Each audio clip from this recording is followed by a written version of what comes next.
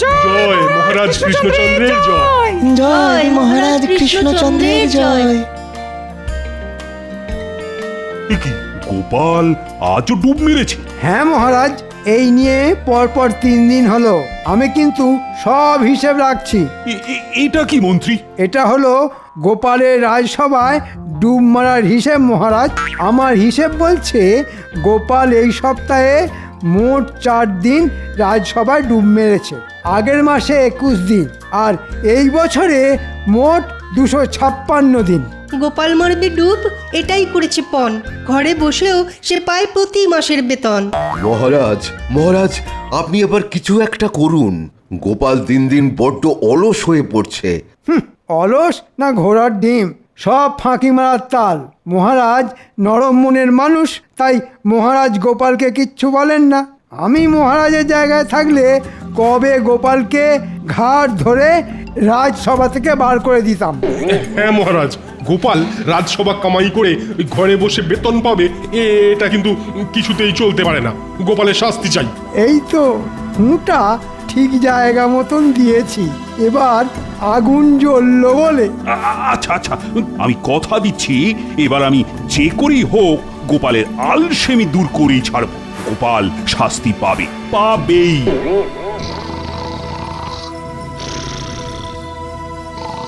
উফ, সংসারের জন্য খেটে খেটে জীবনটা শেষ হয়ে গেল আমার। ওদিকে মহারাজ বেলা অবধি নাক ডেকে ঘুমিয়েই চলেছে। এই বলি শুনতে পাচ্ছ?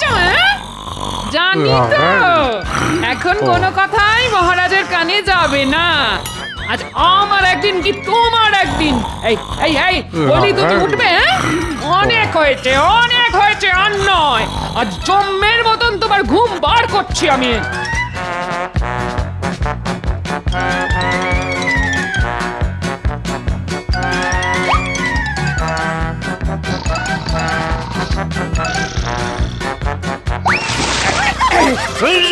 বৃষ্টি বৃষ্টি গিন্নি, বৃষ্টি পড়ছে।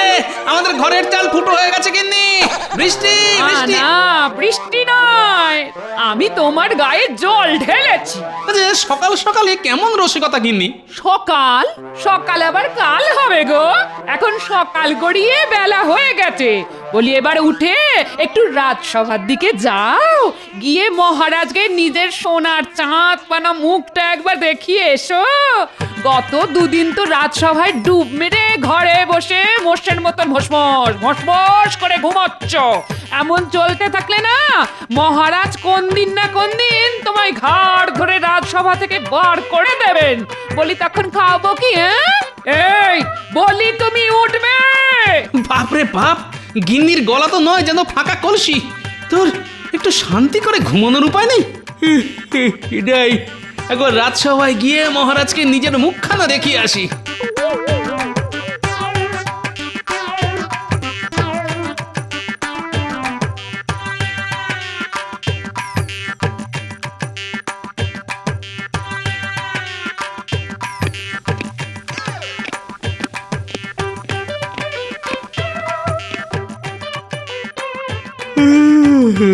শুভ সকাল মহারাজ।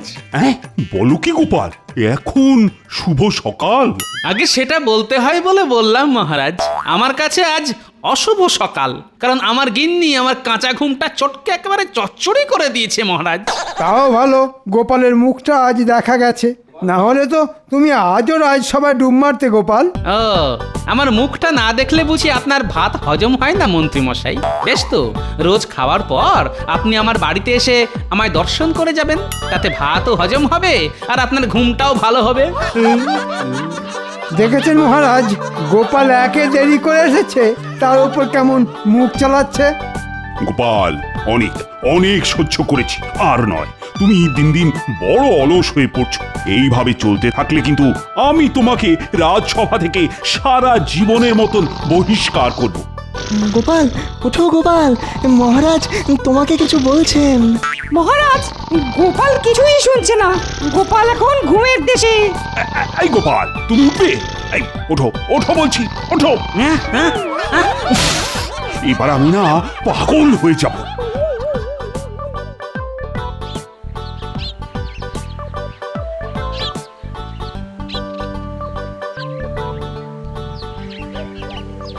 গোপালের আলসেমি কিভাবে দূর করা যায় সেই নিয়ে কিছু ভাবলেন মহারাজ? ভেবেছি মন্ত্রী, অনেক অনেক ভেবেছি। প্রণাম মহারাজ, আমাকে আমাকে ডেকে পাঠিয়েছেন?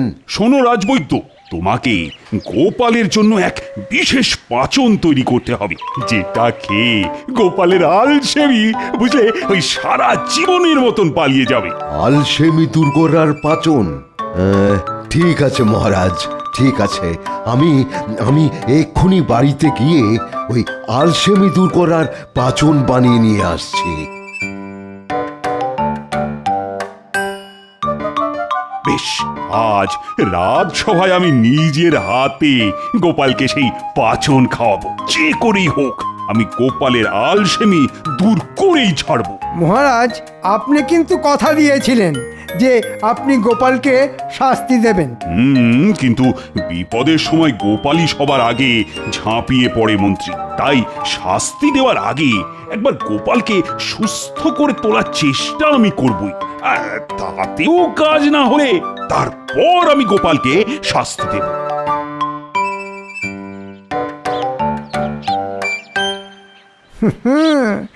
এত সহজে আমি গোপালকে ছাড়ব না।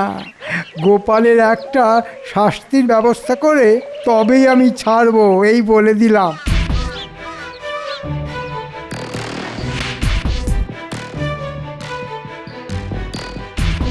এই তো পেয়েছি। মালির কাজটা যদি গোপালকে দিয়ে করানো যায় তাহলে গোপালের আলসেমিও দূর হবে আর গোপালও শাস্তি পাবে। হ্যাঁ,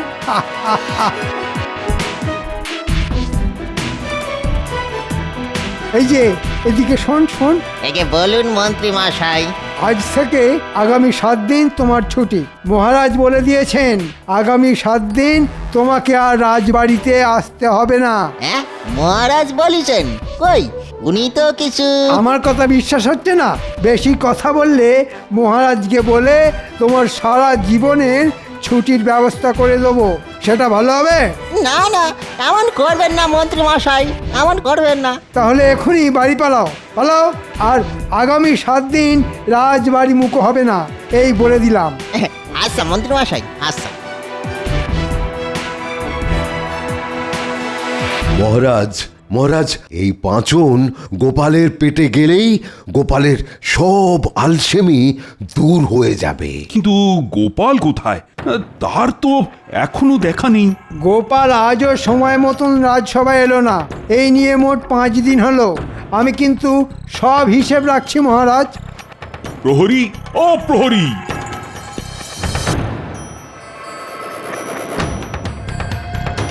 বলুন মহারাজ। এই এক্ষুনি গোপালের বাড়িতে গিয়ে গোপালকে তুলে সোজা আমার কাছে নিয়ে এসো।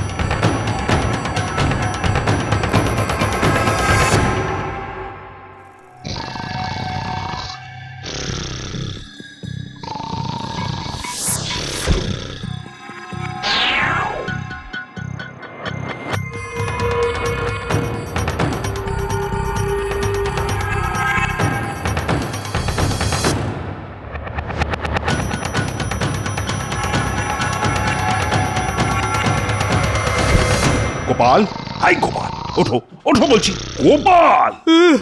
আমাকে আরেকটা ঘুমোতে দাও গিন্নি।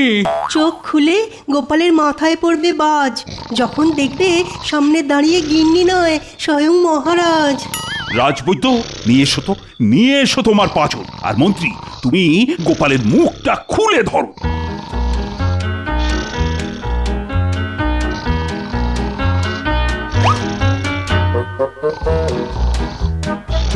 কি ঘুম রে বাবা!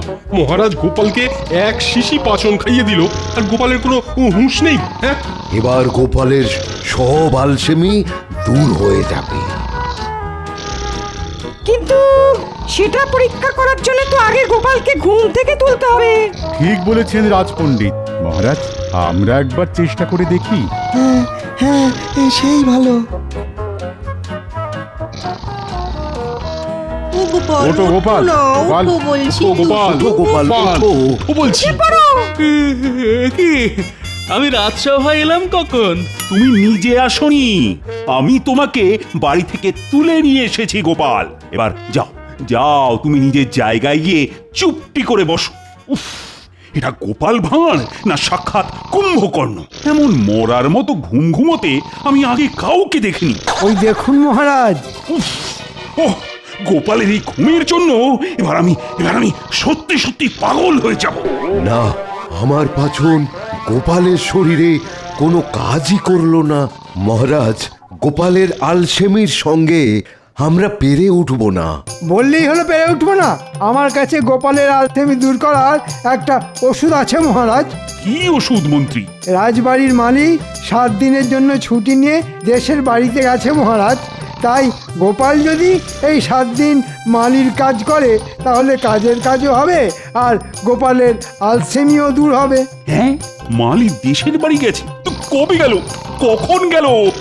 ও, আমি তো কিছুই জানি না। আপনি জানবেন কি করে? আমি তো মালিকে ছুটিতে পাঠিয়েছি। আগে সেটা বড় কথা নয় মহারাজ। একবার ভাবুন, কুয়ো থেকে জল তোলা, রাজবাড়ির ফুলবাগানের পরিচর্যা করা, এসব খুব পরিশ্রমের কাজ। এই কাজটা যদি গোপাল করে তাহলে ও আর ঘুমানোর সময়ই পাবে না। ও, ওই শয়তান মন্ত্রীটা ওর ঘুম চটকানোর জন্য এই ফোন দিয়ে আসছে। বেশ বেশ, তাই হবে। গোপাল, এই গোপাল!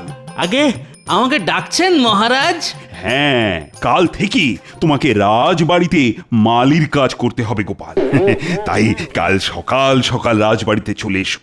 কি কি কাজ করতে হবে সেটা বরং মন্ত্রী তোমাকে বুঝিয়ে দেবে। ও হ্যাঁ, আর একটা কথা, কাল যদি সঠিক সময়ে রাজবাড়িতে এসে না পৌঁছো তাহলে আর কোনোদিনও এই রাজবাড়ি মুখ হওয়ার দরকার নেই তোমার। আমি তোমাকে সারা জীবনের মতো রাজসভা থেকে বহিষ্কার করব, এই আমি বলে দিলাম। আজকের মতো রাজসভা এখানেই শেষ।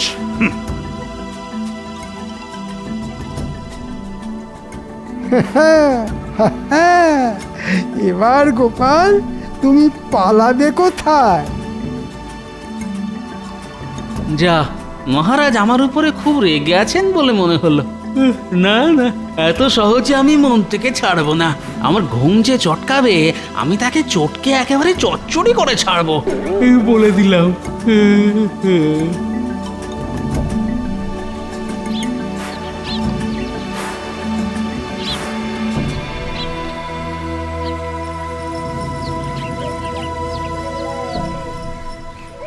এই যে গোপাল, সঠিক সময়ে চলে এসেছে দেখছি।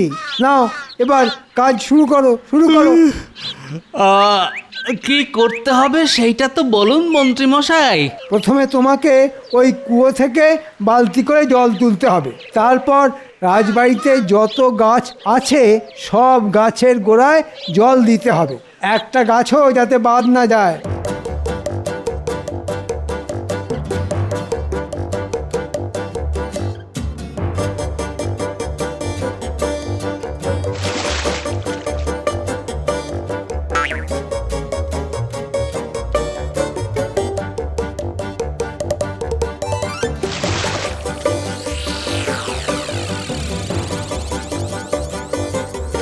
ওরে বাবারে, এই যে বড় পরিশ্রমের কাজ। এদিকে আজ ঘুমটাও ঠিক মতো হয়নি, গায়ে একটু বল পাচ্ছি না। আজ গোপালকে এমন খাটাবো যে 1 হাত জিভ বেরিয়ে আসবে গোপালের।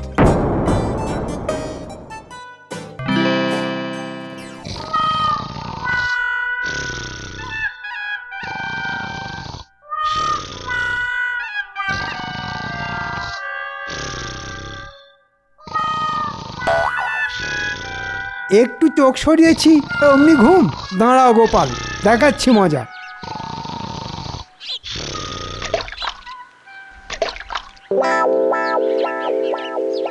তাড়াতাড়ি হাত চালাও গোপাল, তাড়াতাড়ি হাত চালাও। আর শরীর চলছে না মন্ত্রী মশাই, ঘুম, একটু ঘুম। খবরদার নয় গোপাল, চোখ বন্ধ করলেই গায়ে জল ঢেলে দেবো, এই বলে দিলাম। না, মন্ত্রীটা বড্ড বার বেড়েছে দেখছি। ঠিক আছে, কালকের দিনটা আসতে দাও, আমিও দেখবো মন্ত্রী তুমি কি করে আমার ঘুমে বাধা দাও।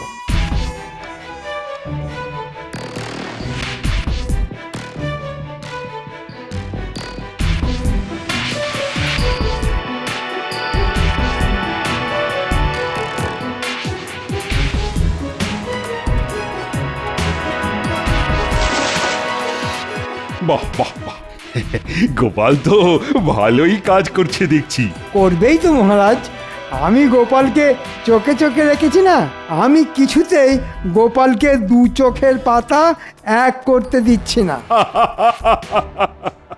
এইভাবে টানা 7 দিন কাজ করতে পারলেই গোপালের সব আলসেমি একেবারে বেরিয়ে যাবে।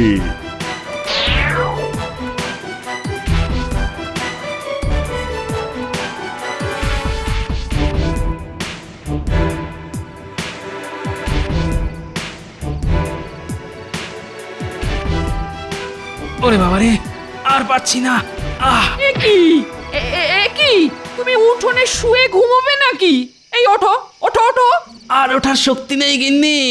ওই শয়তান মন্ত্রী আর মহারাজ মিলে আমার আলসেমি দূর করার জন্য আমাকে পুরো গাধার মতন খাটিয়েছে আজ।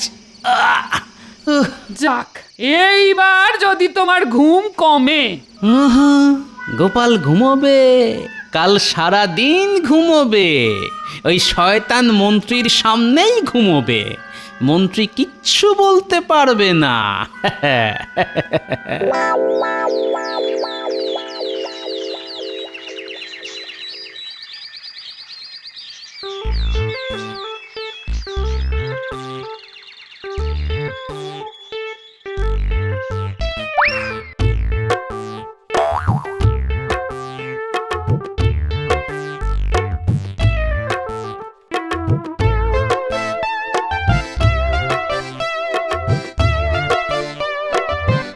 এমন ব্যবস্থা করব যে ওই শয়তান মন্ত্রীটা আমাকে ঘুম থেকে আর ডাকবে না। কাল একটুও ঘুম হয়নি, আজ থেকে নাক ডেকে ঘুমাবো আমি। এইবার জমবে খেলা। আজ গোপালকে এমন খাটাবো যে গোপালের হাত পা সব খুলে আলাদা হয়ে যাবে। হ্যাঁ, আমাকে তো চেনো না গোপাল। ওই তো মন্ত্রী মশাই এদিকেই আসছেন। এবার মন্ত্রীকে দেখিয়ে এই গামছায় মোড়া পাথরটা কুয়োর জলে ফেলে দিতে পারলেই হলো।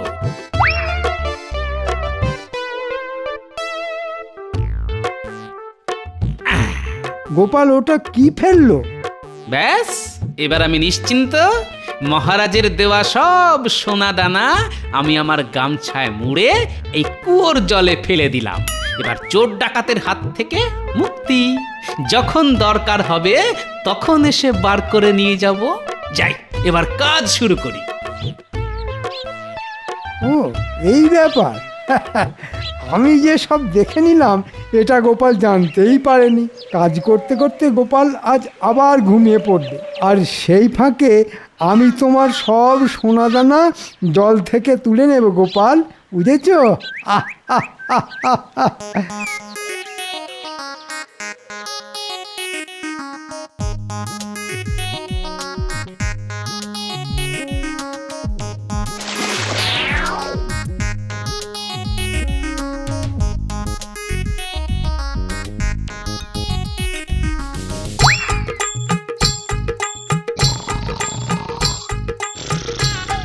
এই তো গোপাল ঘুমে কাদা, এই সুযোগ।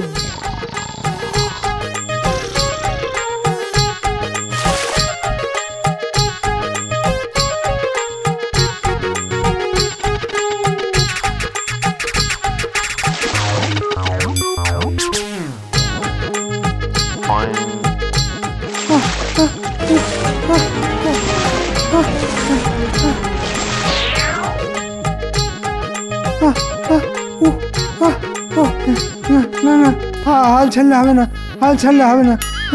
না না না না, ঠিক আছে, আবার তুলি।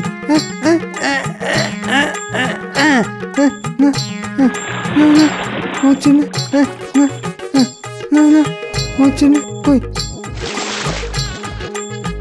এখানে আছে না, না এখানেও নেই।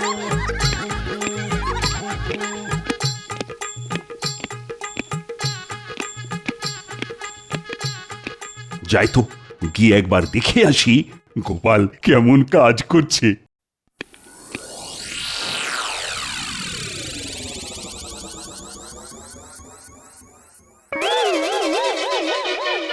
কি এত জল এলো কোথা থেকে? কৃষ্ণনগরে আবার বন্যা হলো নাকি? এই মরকট মন্ত্রী, আর কি কি করছো কি তুমি? আহ জব্বর ঘুম হলো। এ কি মন্ত্রীমশাই ভালোই কাজ করেছেন দেখছি। আর বলবেন না মহারাজ, কুয়োর মধ্যে আমার এক দামি জিনিস পড়ে গেছে, সেটাই তোলার চেষ্টা করছি। হ্যাঁ, মিথ্যে কথা মহারাজ, কুয়োর মধ্যে মন্ত্রীমশাইয়ের কিছুই পড়ে যায়নি। পড়েছে আমার গামছা, আর গামছায় বাঁধা সোনাদানা নয়, ছিল রাস্তার পাথর। নয়, হ্যাঁ, আপনাকে দিয়ে কাজ করানোর জন্য ওটা ছিল গোপালের একটা চাল। মহারাজ, আমাদের মন্ত্রীমশাই লোভে পড়ে এত জল তুলেছেন যে আগামী 7 দিন আর গাছে জল দিতে হবে না। তাই আগামী 7 দিন আমারও আর রাজবাড়িতে আসার দরকার নেই। এবার আমি চলি মহারাজ, বাড়ি গিয়ে একটু ঘুমিয়ে নি। মন্ত্রী, এত লোভ তোমার? ভুল হয়ে গেছে মহারাজ, ভুল হয়ে গেছে। আমি ভেবেছিলাম গামছায় সত্যি সত্যি সোনাদানা আছে। মরকট, আমি তোমাকে ছাড়বো না। তোমাকে জলে ডুবিয়ে মারবো, এই আমি বলে দিলাম। ওরে বাবারে, ওরে মারে, বাবারে, মরে গেলাম রে। ওরে বাবা, গোপালের আলসেমি দূর করা আমার কাজ নয়। গোপাল, তোমার বুদ্ধির সামনে আমরা কেউ দাঁড়াতে পারবো না। তুমি হলে মহান।